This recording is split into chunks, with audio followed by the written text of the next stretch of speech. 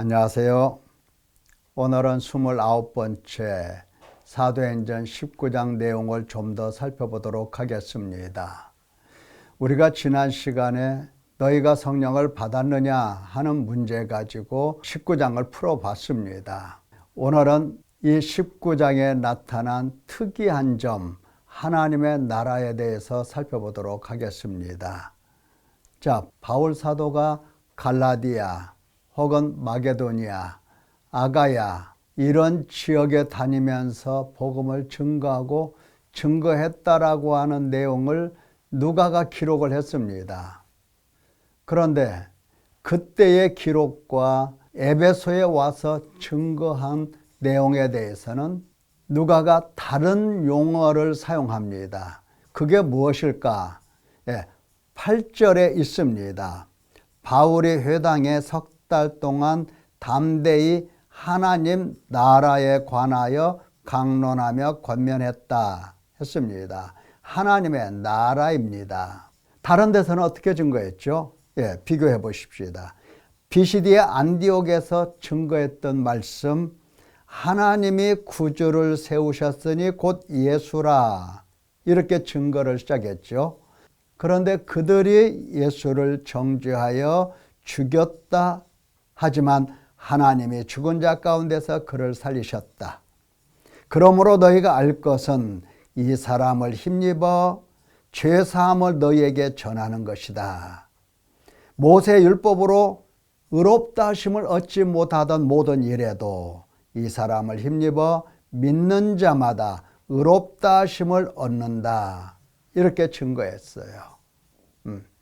바울이 하나님의 말씀에 붙잡혀서 유대인들에게 예수는 그리스도라 이렇게 밝히 증거를 했습니다.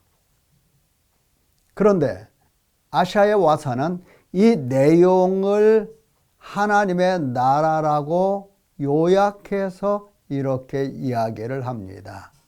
그러니까 사실상 내용은 같은데 하나님의 나라라는 이 용어를 가지고 와서 사용을 하고 있다는 겁니다.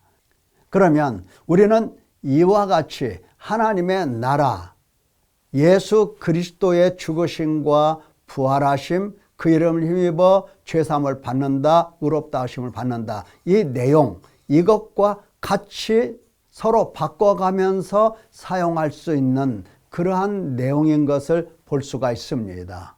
여기에서 우리는 하나님의 나라가 무엇인가를 짐작할 수가 있는 거죠. 하나님 나라가 무엇인가? 하나님 나라가 무엇인가? 하나님 나라 하면은 보통은 죽어서 가는 저 천국을 얘기하죠. 물론 하나님의 나라입니다. 그러나 성경에서 말씀하시는 바 하나님의 나라는 주로 이 땅에 이미 임한 하나님의 나라를 보다 더 많이 설명을 하고 계세요. 그래서 우리가 하나님의 나라 이것을 정확하게 인지하고 있어야 내가 어떠한 나라 백성인가 이것을 제대로 알고 제대로 삶을 누릴 수가 있는 겁니다. 자, 하나님의 나라, 보통 나라는 뭐가 필요하죠? 왕이 있어야 되고요. 그리고 나라 영토가 있어야 되고요. 그 다음에 그 나라 백성이 있어야 됩니다. 이 중에서 하나라도 빠지면 나라라고 할 수가 없어요. 자, 그러면 하나님의 나라는 이런 세상 나라와 같은가 똑같은가? 그렇지 않죠. 하나님의 나라는 하나님께서 다스리시는 제사장 국가, 제사장 나라.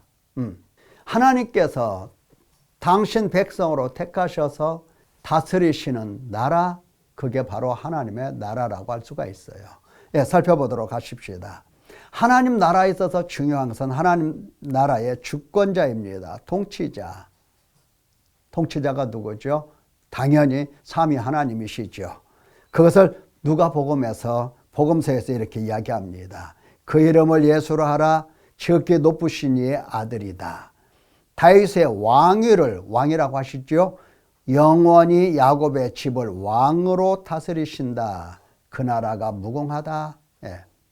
하나님의 나라, 그 왕, 그 주권자는 우리에게 쉽게 보여지는 예수 그리스도이십니다. 예수 그리스도의 다스리심. 예, 그 나라가 무궁하다. 예수님께서 마지막 모든 사역을 마칠 때쯤에서 빌라도 앞에 이렇게 대답을 하죠. 빌라도가 예수를 불러 네가 유대인의 왕이냐? 대답하시되 예수님께서 내 나라는 이 세상에 속한 것이 아니다. 이 세상 나라 그게 내 나라가 아니야 하시면서 내 나라는 여기에 속한 것이 아니다 말씀을 하세요. 간단하게 대답하시죠. 그러니까 빌라도가 네가 왕이 아니냐 이렇게 물어요. 예수님께서 네 말과 같이 내가 왕이니라 곧 진리에 대하여 증언하려 함이로다.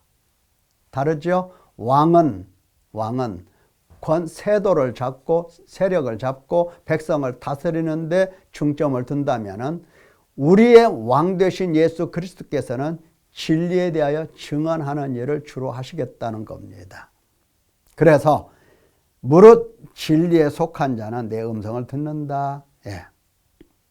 지금 하나님의 나라가 이 땅에 임하였는데 이 땅에 임한 하나님의 나라는 뭐냐? 그렇죠. 예수 그리스도께서 왕으로 오셔서 다스리시는 나라. 자, 이것이 중요하고요. 두 번째, 이 하나님의 나라에 대해서 하나님 백성이 또한 있어야 되는 겁니다. 하나님 백성 누굽니까? 요한계시록 1장 5절에 보면 예수 그리스도로 말미암아 은혜와 평강이 있을지어다 이렇게 인사말을 하면서 우리를 사랑하사 그의 피로 우리 죄에서 우리를 해방하셨다. 그의 아버지 하나님을 위하여 우리를 나라와 제사장으로 삼으셨다. 예수님께서 우리를 나라, 하나님 제사장으로 삼으셨다. 이렇게 이야기하면서 세세 무궁토로 영광과 능력이 그에게 있을지어다. 축원합니다. 송축합니다. 자, 고린도 후서에서는 우리는 살아계신 하나님의 성전이라고 얘기합니다. 하나님의 성전과 하나님의 나라가 겹쳐요. 이렇게요. 그러니까 하나님의 나라는 일반 나라가 아니죠. 제사 중심의 나라인 것을 알 수가 있습니다. 성전 중심의 나라인 것을 알 수가 있어요. 그래서 우리가 하나님의 성전이라고 이야기를 하지요. 성전이라고 하는 것은 어떤 의미입니까? 나는 그들의 하나님이 되고 그들은 나의 백성이 되리라. 이게 중요한 성전의 중심 개념이에요. 이게 빠지면 성전이 될 수가 없죠. 자, 베드로는 이렇게 이야기합니다. 너희는 택하신 족속이요 왕 같은 제사장이요 거룩한 나라다. 하나님의 나라. 하나님 나라 아니면 거룩한 나라가 아니죠. 세속적인 나라죠. 그래서 너희는 거룩한 나라, 하나님의 나라다. 이렇게 말씀을 하십니다. 구약 성경에 보면은 하나님에 대한 말씀이 엄청 많이 나오죠. 하나님. 그 다음에 하나님께서 무엇을 주셨습니까? 법을 주시죠. 법. 그래서 법에 관한 통치, 법에 대한 말씀이 많아요. 그 다음에 또 많은 것이 뭡니까? 역시 나라니까 땅에 대해서 많은 말씀을 하세요. 땅. 그래서 구약 성경을 보면 실제로 이제 하나님께서 하나님의 법을 두고 하나님 백성들에게 땅을 주는 것으로, 그래서 땅을 중심으로 사람들의 생각을 갖도록 만들어 놓으셨어요. 이 땅이 오늘날 뭘까요? 구약에서는 땅이라고 했지만 오늘날도 구약에서 말씀하는 그 땅이 지금 이곳에 임하는 것일까요? 하나님께서 땅을 채워서 나눠주시는 것일까요? 아니죠. 이와 같이 말씀하시는 것은 이게 곧 하나님, 나라 개념 속에 들어있는 내용들이기 때문에 이렇게 말씀하신 겁니다. 이 하나님의 나라가 예수 그리스도 안에서 당신 백성을 택하여 구원하여 당신이 다스리시고 영원토록 거룩하게 하셔서 하나님께 바치고 하나님께로 들어가는 하나님의 나라, 이 개념으로 이제 정립이 되어 가는 겁니다. 그러니까 땅이 주어지고 이게 아니고 하나님께서 다스리시고 하나님을 섬기고 그곳이, 그 영역이 바로 하나님의 나라, 이렇게 설명을 하고 계시는 겁니다. 우리가 이것을 이해를 해야 돼요. 그래서 너희는 택하신 족속이요 왕 같은 제사장이요 거룩한 나라다. 거룩한 나라의 특색을 볼 수가 있죠. 하나님 택하신 자, 제사 드리는 사람, 하나님 앞에 나가서 하나님께 제사 드리는 사람, 소유된 백성, 하나님의 소유된 백성, 이렇게 나오잖아요. 땅을 주겠다 이게 아니고요. 이는 너희를 어두운 데서 불러내어 그의 귀한 빛에 들어가게 하신 이의 아름다운 덕을 선포하게 하려 하심이라. 자, 그러면 하나님의 나라, 다스리시는 하나님, 그리고 다스림을 받는 하나님 백성, 그러면 하나님의 나라는 하나님 백성들이 어떻게 살아야 하는지 그 법을 항상 가르쳐 주셔서 그 법을 따라가게 만들어 놓으셨습니다. 이게 중요해요. 그래서 하나님 나라 백성은 거룩한 삶을 살아야 된다. 이것이 하나님께서 바라시는 거예요. 하나님 나라 들어왔어? 나 죽으면 하나님 나라 가? 이것보다는 내가 하나님 나라 백성이 되었으니 나는 하나님 앞에서 어떻게 살아야 돼? 여기에 마음을 기울여야 할 것입니다. 여러분, 하나님 백성 되고 하나님 나라 들어온 하나님 자녀라면 어떻게 살아야 되겠습니까? 하나님의 거룩하심 본받아서 거룩하게 살아야 되겠죠. 그래서 베드로전서에서 이렇게 말씀하십니다. 오직 너희를 부르신 거룩한 이처럼 너희도 모든 행실에 거룩한 자가 되라. 모든 행실에 거룩한 자가 되라. 내가 거룩하니 너희도 거룩할지어다. 이렇게 선포하고 계십니다. 에베소서의 말씀을 들어보면 곧 창세전에 그리스도 안에서 우리를 택하사 우리로 사랑 안에서 그 앞에 거룩하고 흠이 없게 하시려고 그 기쁘신 뜻대로 우리를 예정하사 예수 그리스도로 말미암아 자기 아들들이 되게 하셨다. 이게 바로 하나님 나라예요. 하나님 나라 들어온 거예요. 나는 하나님 백성이 된 거예요. 자, 하나님을 따라 의와 진리의 거룩함으로 지으심을 받은 새 사람을 입어라. 이렇게 명령하시잖아요. 하나님 나라 백성의 특징은 거룩함이에요. 자, 히브리서에 이렇게 말씀하시죠. 모든 사랑과 더불어 화평함과 거룩함을 따르라. 이것이 없이는 아무도 주를 보지 못하리라 말씀하셨어요. 거룩함이 없이는 하나님을 볼 수 없습니다. 볼 수 없는데 어떻게 믿어요? 나 안 보고 믿을래. 예, 말은 잘하죠. 안 보고 어떻게 믿어요? 하나님께서 보여주시면 보여주시는 대로 듣고 그 계시의 정신을 따라서 예수님을 알고 믿는 거거든요. 자, 육체의 일은 분명하니 음행, 더러운 것, 호색, 우상 숭배, 주술, 원수 맺는 것, 분쟁, 시기, 분냄, 당 짓는 것, 분열하고 이단, 투기, 술 취함, 방탕, 이와 같은 것. 이게 바로 육체의 일입니다. 너에게 경계한 것 같이 전에 이런 일을 하는 자들은 하나님의 나라를 유업으로 받지 못할 것이다 말씀하십니다. 하나님 나라 못 받는다. 유업이 안 된다.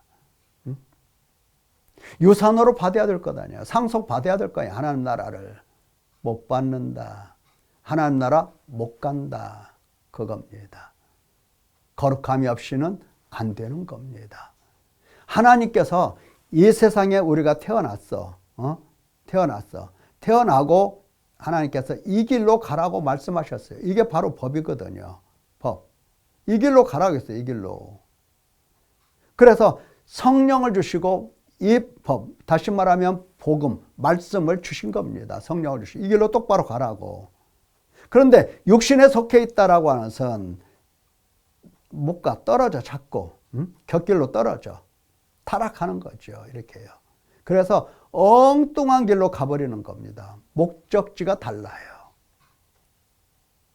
회개라고 하는 것은 뭐냐면은 이 법을 보면서 이 법대로 가고 있는가 하고 나를 바라보고 불꽃 같은 눈으로 나를 바라보고 계시는 하나님을 보면서 마음을 찢어내는 겁니다.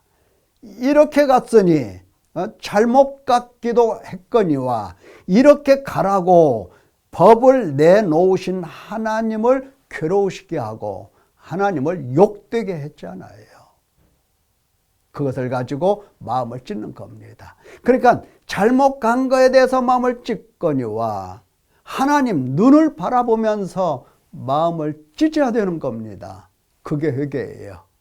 하나님, 제가 술 한 잔 먹었어요, 잘못했어요, 이렇게 회개를 간단하게 하지만 그렇게 간단한 문제가 아니에요. 그렇게 간단할 것 같으면 매일매일 회개하라고 매번 외칠 필요가 뭐가 있겠어요. 술 끊어. 그거면 끝나는 거 아니에요. 담배 끊어. 끝나는 거 아니에요. 담배 왜 그걸 못 끊어? 다 끊을 수 있잖아요. 끊는 사람이 얼마나 많은데. 술도 끊을 수 있어요. 물론 어떤 사람은 술 끊기 40년 걸린 사람도 있긴 있어요. 집사가 돼가지고 계속 술 먹다가 끊었더라고요. 그런 사람도 있어요. 예. 그러니까 지금 예수 그리스도의 그 눈, 나에게 법을 주신 하나님의 그 눈, 그 마음, 거기를 바라보면서 그분의 괴로우심, 그분의 한탄하심, 그분의 슬픔을 보면서 내가 마음을 찢는 겁니다. 아파하는 거예요. 주님의 손이 오시기까지, 주님이 나를 치료하시기까지, 주님이 나를 깨끗하게 하시기까지. 왜? 나는 하나님 백성이잖아요. 나는 하나님 나라로 데려오셨잖아요, 하나님께서. 그래서 아파하는 거예요. 그래서 회개하는 거예요.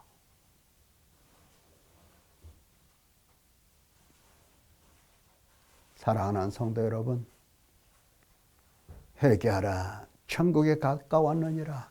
예수님께서 이렇게 외치신 말씀을 기억하면서 하나님의 나라가 무엇인가를 정립하고 거기에서 내가 어떻게 살아야 될 건가 마음속에 다짐하고 결심하시기를 예수님의 이름으로 축원합니다. 감사합니다.